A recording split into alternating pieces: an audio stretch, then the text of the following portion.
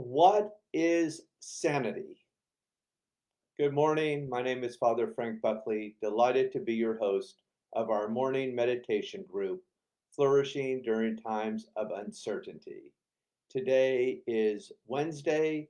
Today is going to be a great day, and I have prepared for you a beautiful little inspiration by one of my very favorite psychiatrists of all times, Dr. Gerald May. Paula, this comes from his book, Simply Sane. This is a three-part program. We always begin with a little inspiration, and I think you're going to really enjoy the inspiration this morning. The second part is the heart of the matter, where we actually engage in a contemplative practice. We turn the gaze inwards. We experience a little miracle through mindfulness. And then the last part of the program is a little Jesuit examine, where we just look over the last 24 hours and notice where God has come alive for us. All right, Kate, great job. Kate's been having trouble getting in the rooms, but the technology gods and goddesses seem to all be working this morning. Welcome, everyone. Let's begin with Gerald May and the question, what is sanity?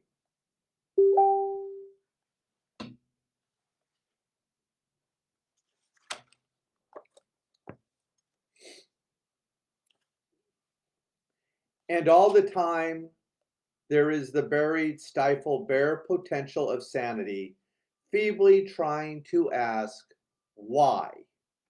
In the slightest of moments when the voice is heard, it is stomped out.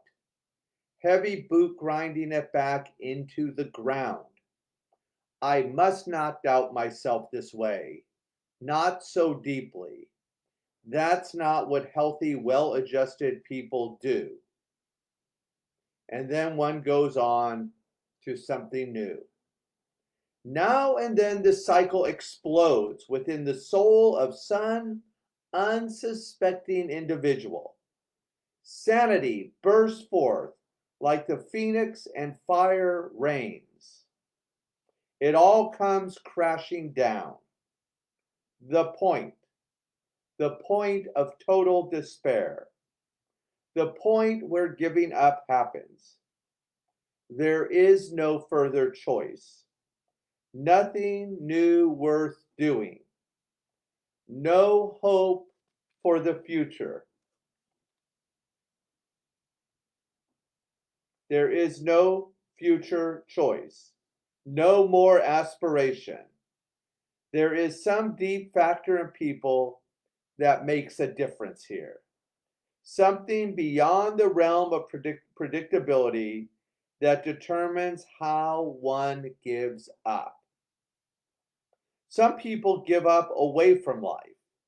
In one last pitiful attempt to remain in control, they commit suicide, either outright with pills or gun, or masochistically with alcohol or even crime, or finally and ultimately, all in all, committing themselves to work, country, church, or value systems. It doesn't matter what form it takes, it is suicide. But others will give up into life, really realizing that all the intelligence, all the learning, all the strategies, all the loving and hating, and giving and taking will bring absolutely nothing. One finally gives up and lets oneself be. Let me read that one more time. One finally gives up and lets one's self be. What were we after all along? What we worked for and sweated about and suffered and bled for, we are finally given.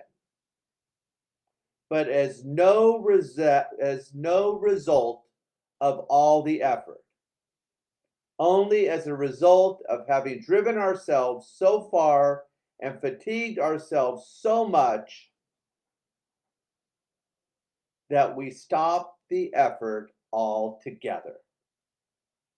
And then freely being is given, not as a result of effort, but as a result of stopping the effort, quitting. Well, how in the world do we do that?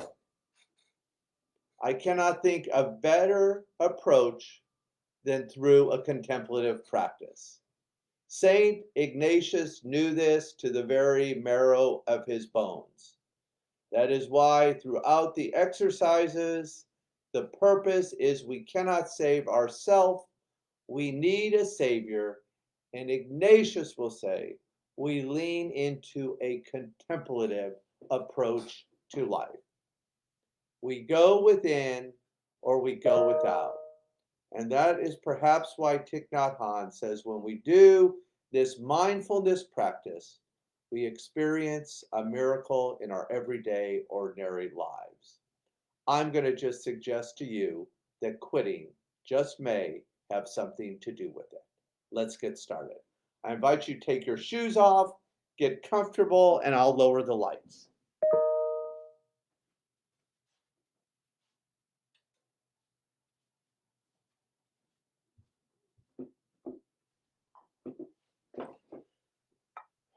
One of the ways we flourish is to unplug, so I invite you to unplug from all technology.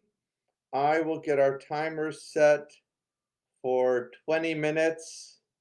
We did 4 minutes in our recovery group yesterday. You would think the time went really quickly if I didn't change it, but no, we've got it set for 20 minutes.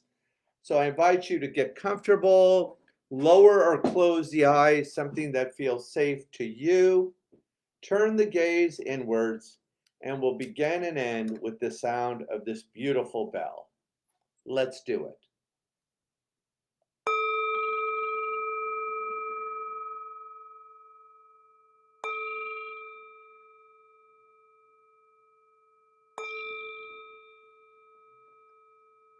Listen, listen, the sound of the bell returns us to our true home. As always, to get a little grounded on this Wednesday morning, let's begin with diaphragmatic breathing, just breathing deeply as possible 3 times into the lower tummy. You can take your hands to your belly if you'd like and just feel the belly rise and fall. Inhale. Open mouth, exhale.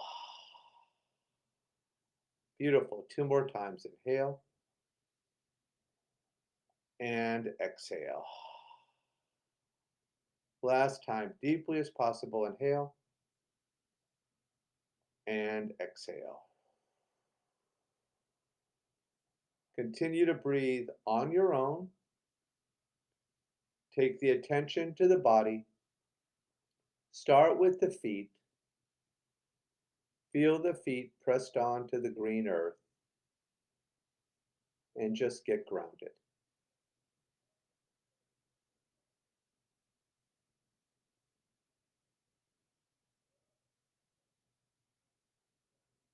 Good. Moving up the body, we arrive at the chair or the cushion provided support. Trust me, in the middle of this pandemic, we all need a little support. The support of a community, the support of a morning practice. And let's just lean into that support a little right now.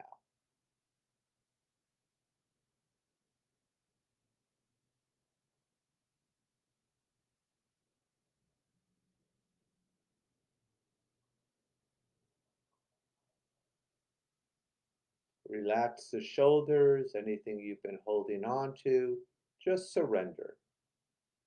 Relax, restore, renew.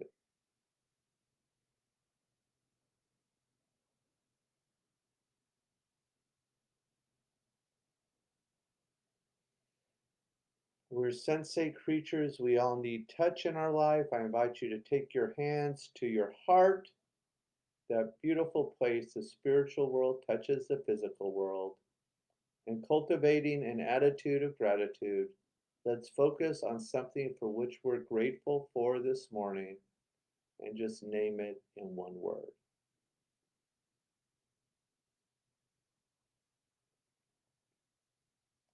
Very, very gently place that word next to your heart. And as a community, let's breathe into the gratitude. Together, inhale and exhale. Release the hands and just notice what you feel.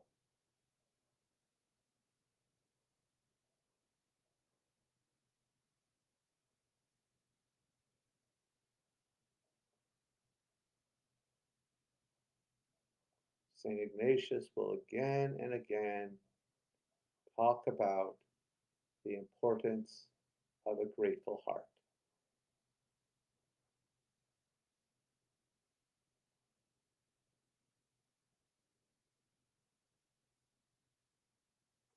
Finally, we focus on an intention for today. Ignatius invites us to ask for what we deeply desire, being courageous enough to ask God for something really great and beautiful today.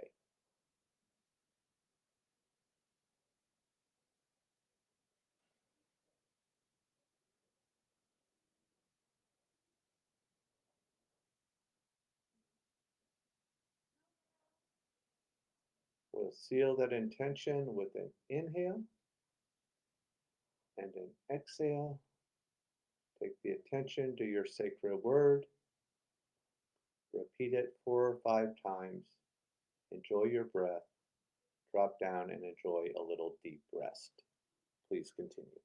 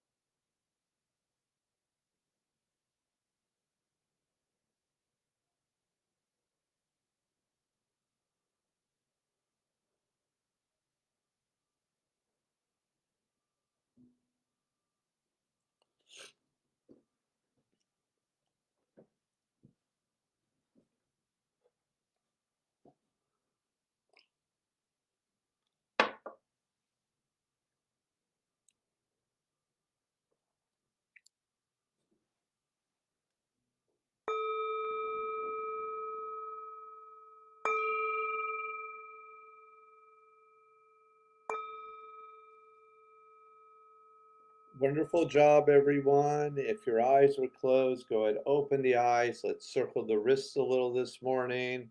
Reverse the train. Healthy spine, healthy body. Inhale, raise the arms up. Tilt a little to the left, to the right. A little back bend. Forward bend. Inhale, stretch towards the heavens. Exhale, lower the hands. Shake it out. Excellent job. And now let's move into the Jesuit Examen. We live our lives moving forward, but we only come to understand our lives really looking back. So we'll look back over the last 24 hours and just notice where the divine came alive for us in our everyday, ordinary lives. The opposite of addiction is connection. I invite you to connect, connect, connect by putting your Examen experience of God coming alive in the comment box. I will share with you now in the last 24 hours. I'll begin, of course, with our inspiration for this morning. Gerald May is my very favorite psychiatrist of all times. If he was alive, we could pay $300 for a visit, or we could get the same exact thing out of his inspiration this morning, where he talks about sanity.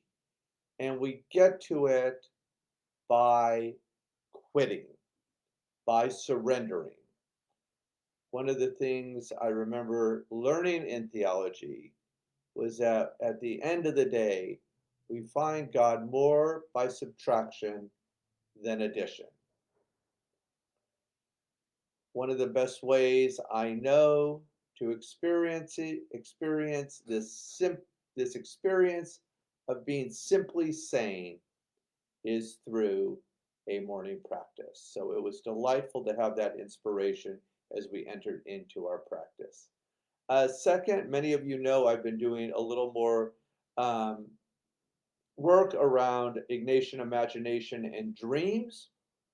And one of the things it's done is it's really exponentially increased my own, excuse me, personal dreaming. And I have to tell you, literally right before, as I was trying to get on Facebook for our show, um, a very interesting, Carl Jung called it synchronicity event occurred. Last night, I had a beautiful dream of being in Northern California on the Pacific coast with my father and my mother, both who are deceased, at a restaurant, just looking over the beautiful sunset over the Pacific Ocean. And then this morning, when I turned my Facebook page on, they have shared memories from, I want to say it was 8 years ago. And it was such a beautiful memory. My sister and my mother and my niece and Marlene Rife and her family all went to the San Francisco Yacht Club. And right before I left, I thought, let me keep this in my memory. And I took a picture of us on the edge overlooking again the Pacific Ocean, which was almost identical to the sunset from my dream last night. So, really, a very beautiful way to start the day. And then very last thing that went well in the last 24 hours was last night we had a Zoom meeting with Sister Judy from Alexandria House, looking at how she can expand through a larger building, the possibility of Alexandria House, which is this unbelievable program Sister Judy does in Los Angeles that is specifically geared towards uh, homeless women and children. So people's generosity with the gifts they brought to that, to the moving forward and making it possible to even build on this program that already exists in Los Angeles. So those are where God's come alive for me. Feel free to share with us where God has come alive for you. Ignatius would say again and again, all kind of stuff can come and go during the day, but kind of the one non-negotiable was to at least take one part of the day, step back, and be reflective and notice where God is acting in your life. I can't think of a better way to flourish. Have a beautiful rest of the day. Looking forward to seeing you tomorrow. God bless you.